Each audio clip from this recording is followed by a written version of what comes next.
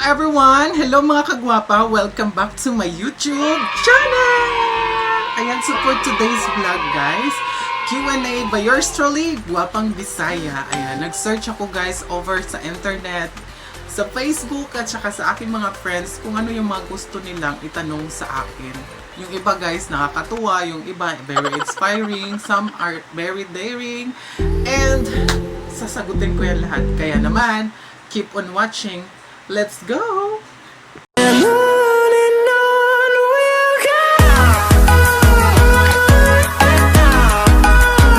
yun na nga. Q&A with Gwapang Bisaya. So, nandito lahat guys, no? Yung mga tanong ng aking mga friends sa Facebook at sa chat na nagsinisend nila sa akin. Ayan. So, nandito guys yung mga tanong. Dito ako mamimili, no? Bubunutin ko bawat isang tanong. Tsaka sasagutin ko. Ayan. So, na-excite ako guys. Nakaka-excite, no? Okay, so mamimili ako ng tanong guys. Ayan. So, ayan siya. May mga tanong dito, no? So, first question. Oh my God. Sino sa inyong dalawa ang naunang na love at first sight? Oh my God. Sa boyfriend ko to guys. Ayan. Sino sa inyong dalawa ang naunang na love at first sight? Siyempre, yung boyfriend ko. Alo. Alangan naman kung ako. Siyempre, yung boyfriend ko yung unang na love at first sight. Liligawan ba niya ako kung hindi siya na love at first sight sa akin? Charot. Ang haba ng hair mo, girl. Okay. Nakaka-enjoy guys, no? Next question. How do you cope up with your anger? Oh my God, this one is from Pippen. Ayan. How do you cope up with your anger? Napaka-simple guys. Kung ako nagagalit guys or may galit ako sa isang tao, wag mo akong kausapin. Leave me alone. Parang ganon. Kapag kagalit ako sa tao guys, hindi ko kinakausap. At the same time, pagka okay na ako, saka ko siya kino-confront ng maayos. At sinasabi sa kanya na ganito, bakit ganyan. So, ganun ako guys. Kapag galit ako sa tao, nagiging silent lang ako sa personal. Pero when it comes to, conversation sa chat, pinaprank ako guys. Nagpaprank talaga ako na ayoko ng plastic na tao. Sinasabi ko talaga yung totoo na kung ano yung nararamdaman ko. So, ganun. Now you know. Okay. Next question. Oh my God, nakakalokang tanong. Galing to kay Annabelle, no? Dear, kaya mo ba challenge maging lalaki? Oh my God. Nakakaloka guys. Diyos ko. Dear, kaya mo bang maging lalaki? Oh my God. Siguro sa boses kaya kong ibahin. Ayan. Pero sa totoong buhay na magpagupit ako or magdamit lalaki, no, hindi ko talaga kaya yun. Sorry. Okay, next question. Oh my God! Lights on or lights off? Oh my God. Nakakaloka. Lights off, syempre. Para hindi makita yung mga puwet natin dyan. Lights off, syempre. Okay, next question. Nakakatawa guys, no? Ito, masyado naman to seryoso to guys. Galing to kay Amiga Pipin. If you would like to compare yourself into food, which one and why? Pagkain. Chocolate. Kasi guys, matamis ako. Matamis ako magmahal. Very loyal at faithful. Ayan ha. Kung i-compare ko yung sarili ko sa pagkain guys, no? Chocolate. I love chocolate. Matamis. Gaya ko matamis magmahal. Now you know. Char. Nakakaloka.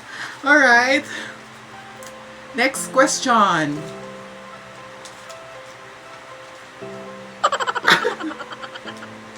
Oh my God, the Palo family at the end. Ito na talaga. Kagabi ko pa to pinag-iisipan yung tanong na to. Nganong feel ni mo nga di ka lalaki? Sample daw, kanta with sayaw. Ayan o, bakit daw feel ko na hindi ako lalaki? Pasample daw ng kanta at sayaw. Oh my God. Okay, nganong feel ni mo nga di ka lalaki? Para kasing ano guys, sa sarili ko, alam mo yun, yung parang nabubuhay ako guys. Oh my... Biglang naging lalaki yung boses. Hello, mic test. Hello, mic test. Alam yun, nabubuhay ako guys na parang babae, pero natrap ako sa katawan ng isang lalaki. Sa puso ko guys, talagang feel ko talaga na babae na ako. Yun ang naramdaman ko. Kasi, hindi naman ako magdadamit ng pambabae or hindi ako magpapahaba ng buhok, hindi ako mag-makeup. Kung ramdam ko sa sarili ko na lalaki pa rin ako. So, sample daw ng kanta with sayaw. Oh my God! Kakanta muna ako! Ano ba kakantahin ko? Sandali. Sige. Bukas na lang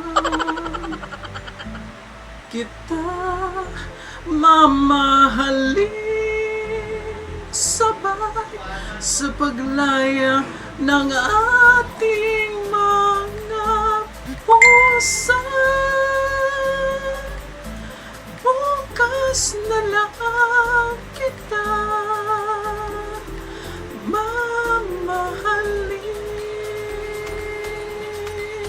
Oh, meron kayo nun? Sayo naman! Tugtugan na!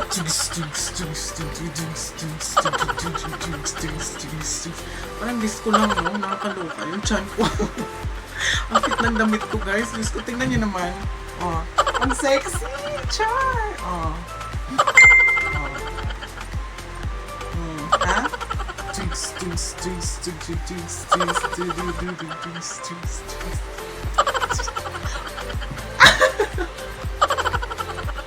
Ayan, Athena, ginawa ko na yung gusto mo.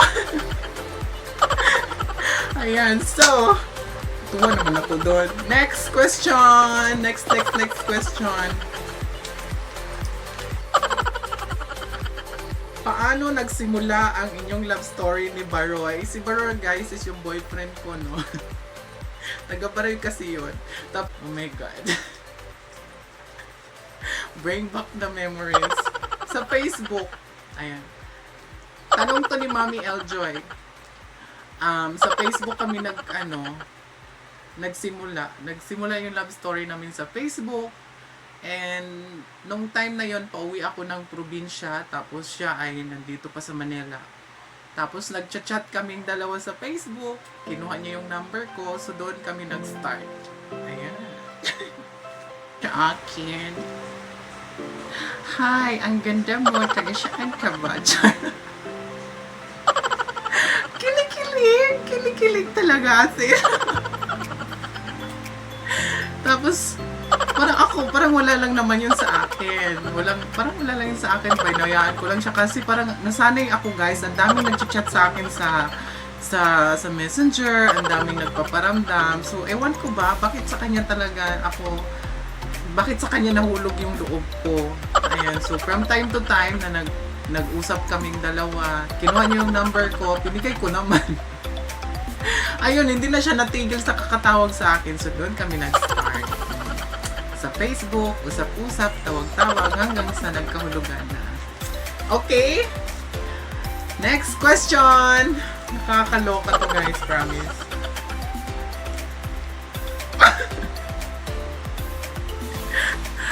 Sex or chocolate? Oh my God! Rated is PG! Sex or chocolate? Pwede kumakain ng chocolate while doing sex. Nakakaloka! So, ayun. Pinili ko yung both. I choose both. Gusto ko yung kumakain ng chocolate habang matamis, patcharap. Next question. Nakakaloka yung mga tanong na to. Okay. Ito, seryoso naman to. Galing to kay Maria Sabel Vlogs. How gwapang Bisaya make his man stay in love with her every day? Oh. Hindi naman kami aabot ng magtatlong taon kung hindi ko talaga siya na, hindi ko siya, ano bang tawag dyan? Hindi ko siya na-satisfy. Well, sa bed, I satisfy him. Ay, just nakakaloka. And siguro, kasi napaka-loyal ko, napaka-faithful ko sa kanya. Ayun, and then, so, unang-una sa lahat talaga guys, napakalambing ko, napaka-caring, ayan, tsaka maasikaso. Doon talaga niya na-appreciate lahat ng effort ko, lahat ng ginagawa ko para sa kanya, and talagang nasuklian din naman talaga niya ng pagmamahal. At next question! Dami pa nito guys, oh. Nakakatuwa. Next question. What are your best skill to learn and why? Oh, galing to kay Amiga Pipi. Social nung tanong. What are your best skill to learn and why? Una, cooking. Ayan. Yan talaga. Mahilig ako sa cooking. Kapag umuwi ako ng probinsya, guys, matutuwa talaga sila sa akin. Not because umuwi ako. Kasi lagi ako nasa kusina ng mama ko, ng ate ko. Kasi talaga guys, ako talaga yung nag-handle sa kitchen, nagluluto ako. Yun. Nagluluto ako. And, second one, mahilig ako sa gardening, mahilig ako sa pagtatanim ng mga bulaklak. Kapag nasa probinsya ako guys, yung bahay namin guys, punong-puno yan ng bulaklak. Ayan, gustong-gusto ko yan. Next question!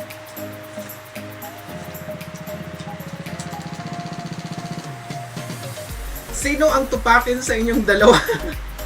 Ako, grabe ako kamatampuhin guys. I mean, I'm very sensitive person. No? Kunting bang tawag, issue, pinapalaki ko kaagad. Ganun ang ugali ko, napaka-sensitive ko guys. Pero napaka-understanding ko rin naman. Napaka-understanding ko rin naman. Yun. Next question!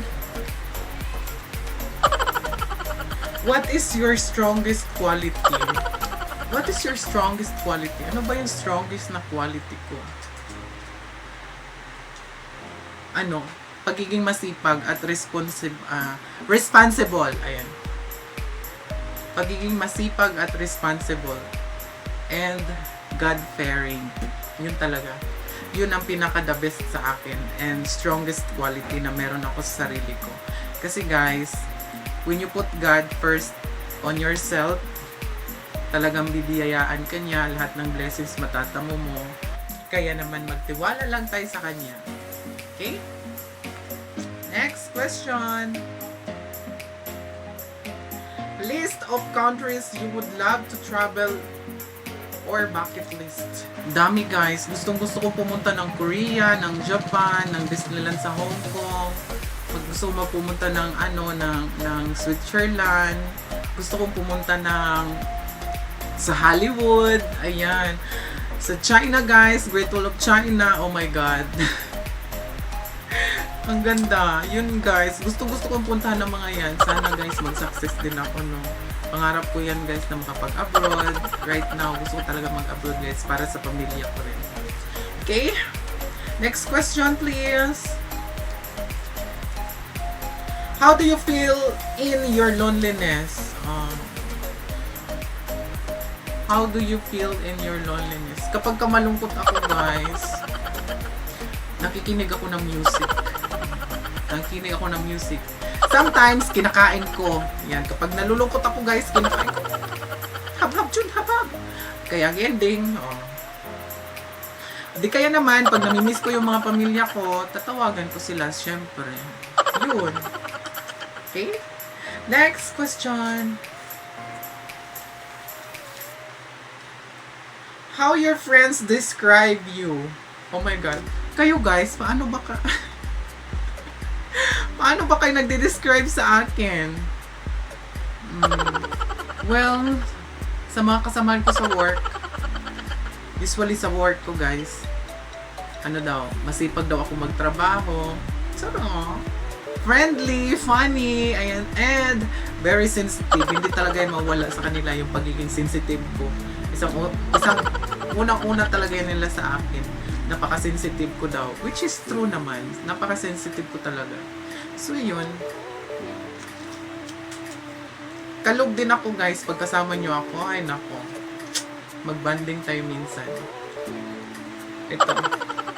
Paano mawala ang bilbil? Ay, Diyos ko, hindi ko ito masasagot. Endiros ng Negros. Ito, oh. Bilbil pa more. Diyos ko, Endiros ng Negros. Ano? Paano mawala ang bilbil? Endiros?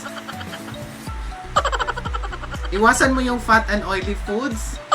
Dapat, proper diet. Kumain ng gulay at prutas. And then, mag-exercise. Ganun lang. Kasi dati guys, hindi ganito guys. Simula nung nagka-boyfriend ako guys, talagang tumaba na ako kasi lagi kami magkasama. Naluloka ako kasi kapag kumakain siya, kailangan ko din kumain. So, hab-hab pa more. So, dati kasi, nung mag-isa lang ako guys, Diyos ko, hindi ako kumakain ng rice. As you can see sa mga previous na photos ko, napakapayat ko talaga as in. Wala akong tiyan kasi hindi ako kumakain ng kanin. Ang kinakain ko lang yung gulay, prutas, tsaka itlog. Ayan. Tsaka more water. Ganun ang ginawa ko. Pero ngayon, bel-bel pa more. No, baby pats lang to. Mawawala din to sooner or later. Okay, next question.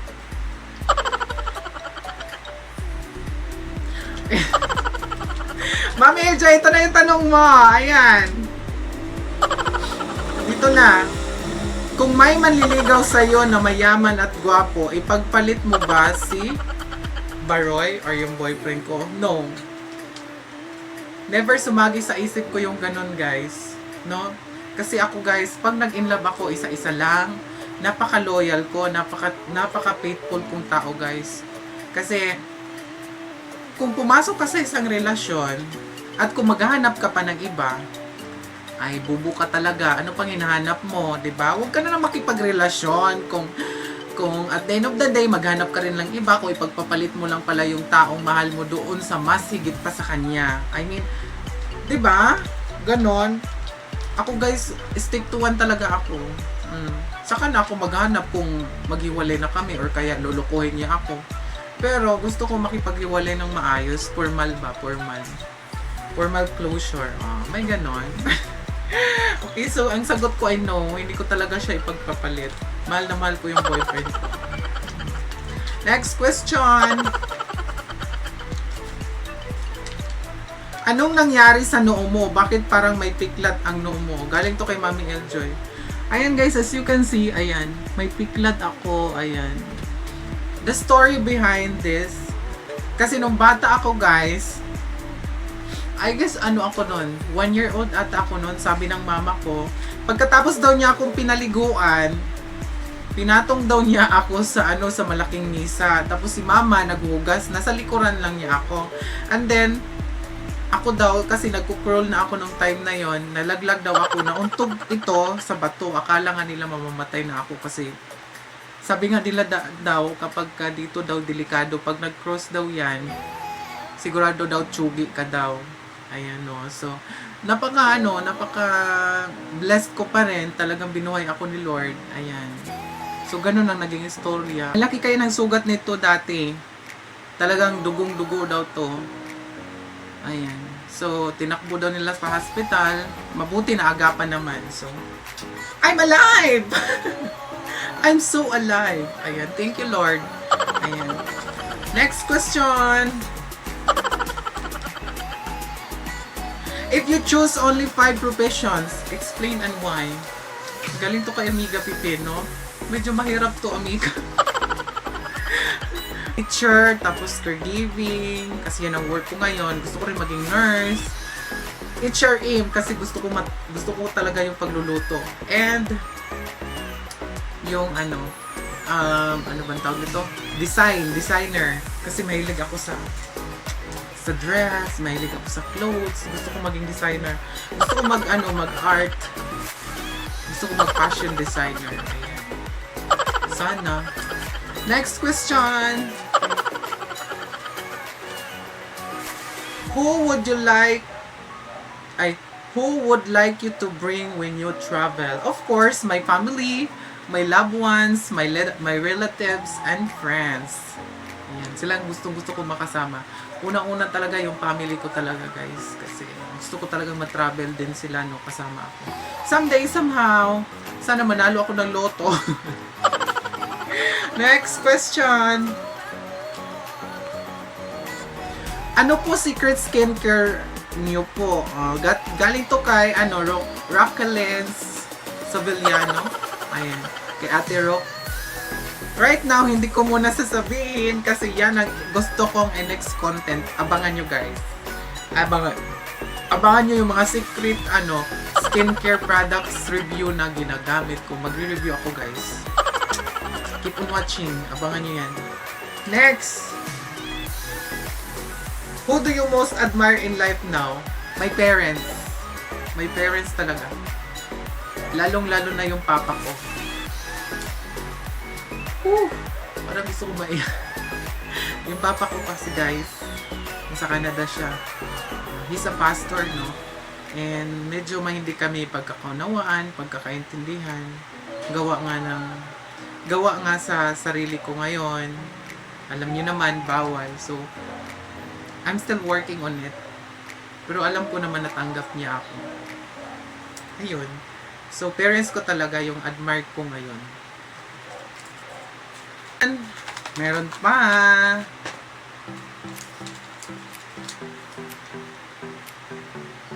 Paano mo nakamit ang self-confidence mo? Galing to kay Bibi Loves Janessa ng Hong Kong. Thank you so much, Bibi Loves.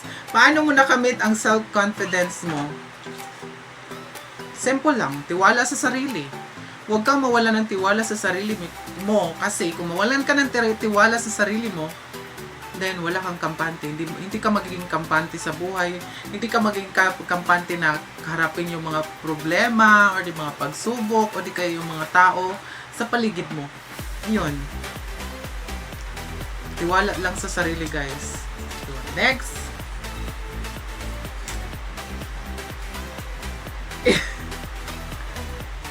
Mami! Si Yen to. Kay Yen. Ilan na yung ex mo? Oh my God! Diyos ko, baka mapanood to ng boyfriend ko, guys. Pero alam naman niya yung iba. Marami talaga. Ganda mo, girl. Ganda mo. Ilan na yung ex mo? Bago naging kami ng boyfriend ko. Hindi, magbilang talaga.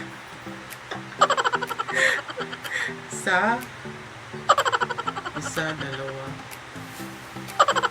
Tatlo. Apat. Grabe, guys. Grabe. Apat lang, no? Apat lang. Apat. Ilan na ba ex mo? Apat. Ayan. So, pang-lima yung boyfriend ko ngayon. Ayan. Nakakaloka, no? Apat ex ko. Hindi ko na isa-isahin. Ay, nako. Next question.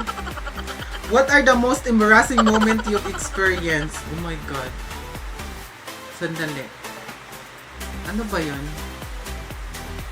Sa buong buhay ko, ano yung embarrassing moment? Napahiya ako. Hindi naman ako tumahin nung elementary days ako. Hindi naman ako umutot in public.